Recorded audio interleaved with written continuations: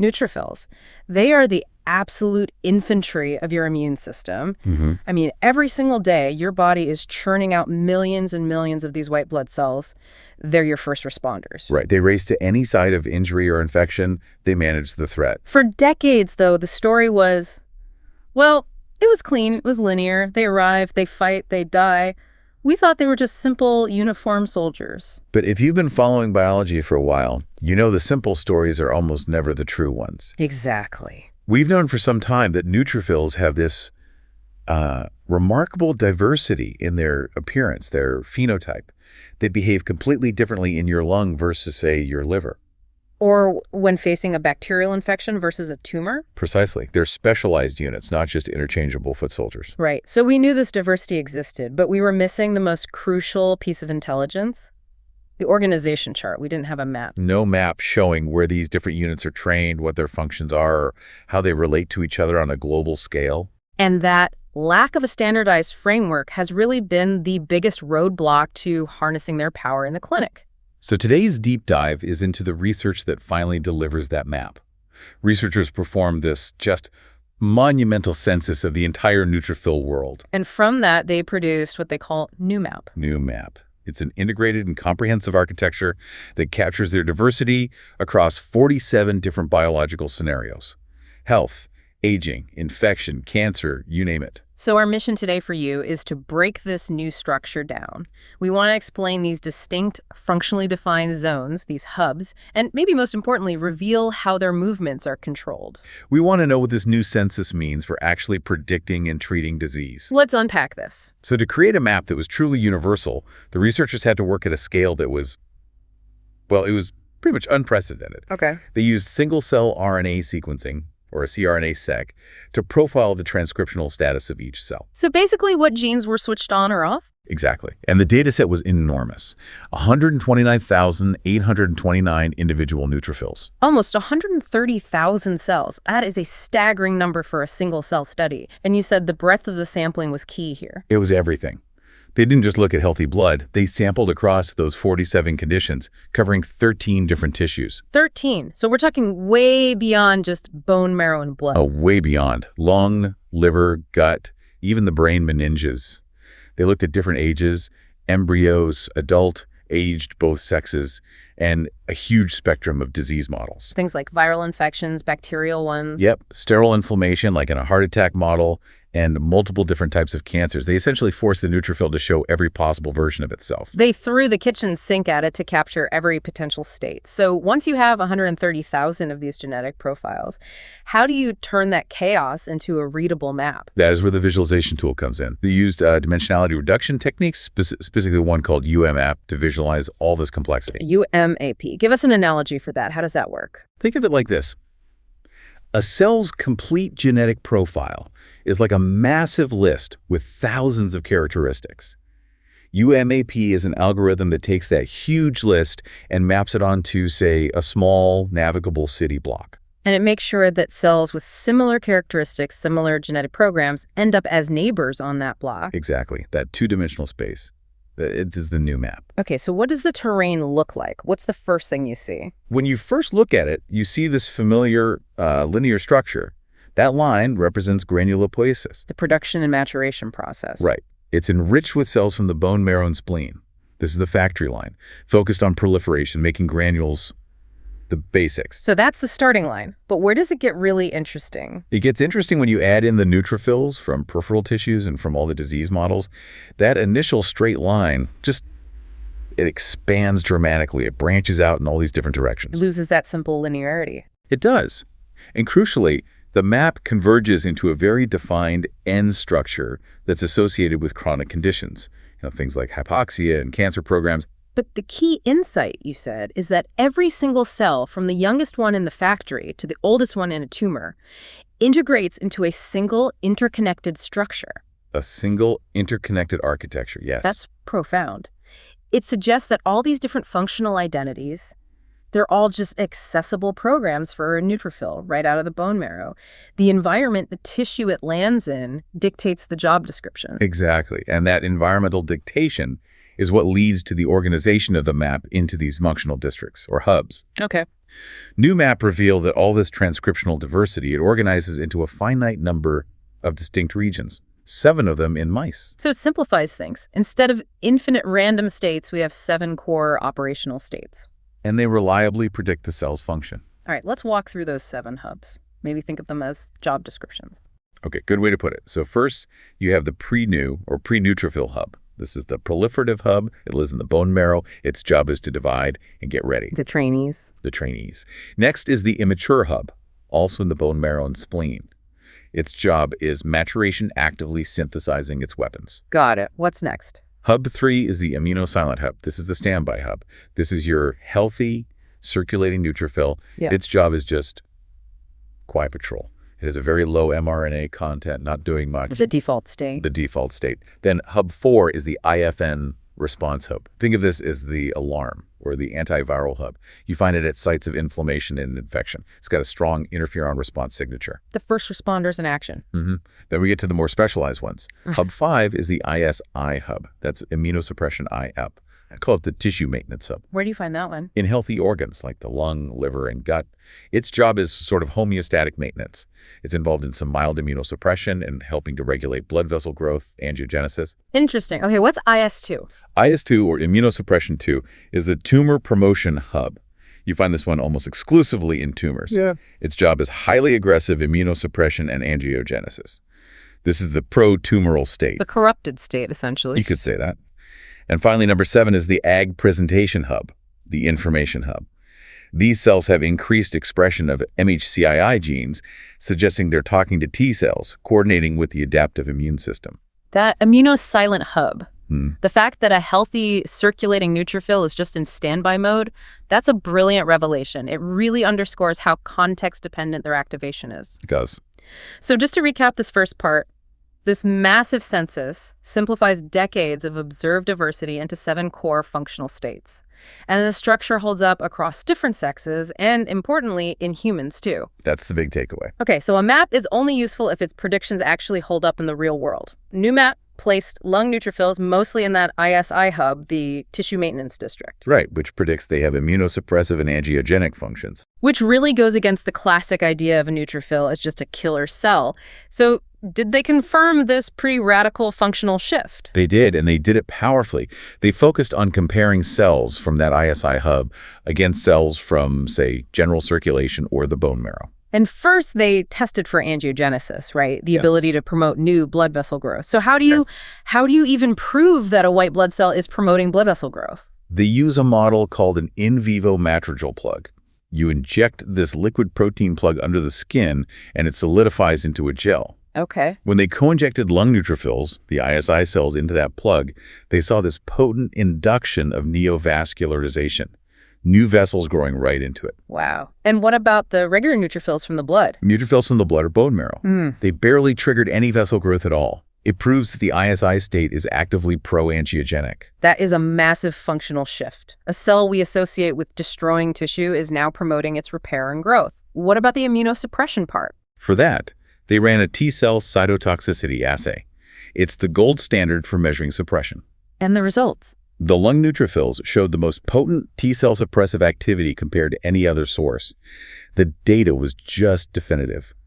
The location on NeuMap perfectly predicted what the cell would do in a living system. So the environment, the lung, the tumor, is dictating the function, which means there must be a master molecular switch in the cell that flips it from, say, immunosilent to ISI. That's the next logical question. They went looking for that switch by looking at transcription factors. And to do that, they use a really specialized technique, dogma-seq. Now, that sounds dense. Can you break that down for us? I can.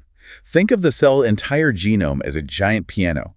Dogma-seq tells you 2 things at once. First, it tells you which song the musician is currently playing. That's the gene expression. That's the gene expression. And second, it tells you which keys on the piano are physically unlocked and available to be played. Which is the chromatin accessibility. Exactly. And by looking at which keys were unlocked in the ISI hub, they found that binding sites for a complex called AP1 were wide open. And did they zero in on a specific component of that complex, a specific switch? They did, a component called JUNB. They engineered mice that were lacking JUNB, but only in their neutrophils. They called them the gin bin mice. And what happened in those mice? The results were dramatic. The lung neutrophils from these knockout mice completely lost their ability to suppress T cells, and they could no longer promote that vascularization in the matrigel plug model. So JUNB is the critical switch. It's required for a neutrophil to take on these adaptive roles, both the regenerative ones and the dangerous ones. And that's the essential conundrum, right? The researchers found that in a regenerative model, like a hind limb injury, the Jimbin mice had impaired blood flow restoration. But in a lung cancer model? The opposite. Deleting JUNB led to reduced tumor growth. It shows JUNB is required for these environmentally driven states, whether that state is good for the host, like repair, or bad for the host, like cancer. So the key isn't just targeting JUNB itself, but understanding what in the environment is forcing the cell to flip that switch in the first place. Precisely. Okay, so we've established the map's geography, the hubs, and a key local switch, JUNB. Now let's talk about traffic. How do neutrophils move between these hubs? What controls their paths? For that, they used a technique called RNA velocity analysis. It's a computational method that lets you infer the dynamic transcriptional trajectories. So the preferred roads that cells take on the map over time. It's like watching the traffic flow live. What did those traffic patterns reveal? Well, the standard maturation path from PreNeu to the immature hub that was always conserved. That's the main highway out of the factory. But the exits diverge. The exits diverge, and they do so deterministically based on the host condition. In a healthy state, for example, traffic flows smoothly from the immature hub straight to the immuno-silent hub. Standby duty in the circulation. Right. But in a cancer model, pancreatic cancer, the path shifts dramatically toward the ISI and ISC hubs. It routes the cells toward immunosuppression. And in acute inflammation, like with an infection. Then the trajectory moves rapidly toward the IFN-response hub, prioritizing that fight-or-flight antiviral state. That is such a clear example of a systemic disease hijacking the whole maturation pathway. Did they see any evidence of the body taking, shortcuts during an emergency? Absolutely. In acute inflammation, they found an accelerated route they called maturation path 2. This path basically cut corners. It lacked the expression of some standard homeostatic genes. But it cranked up the inflammatory genes. Aggressively.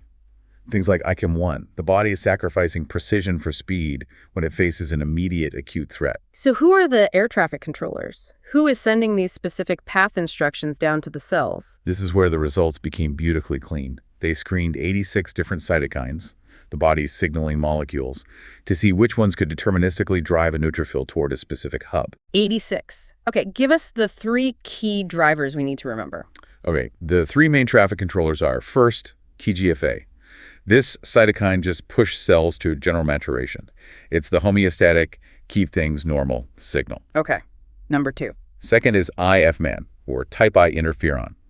This signal drove neutrophils straight to that IFN-response hub.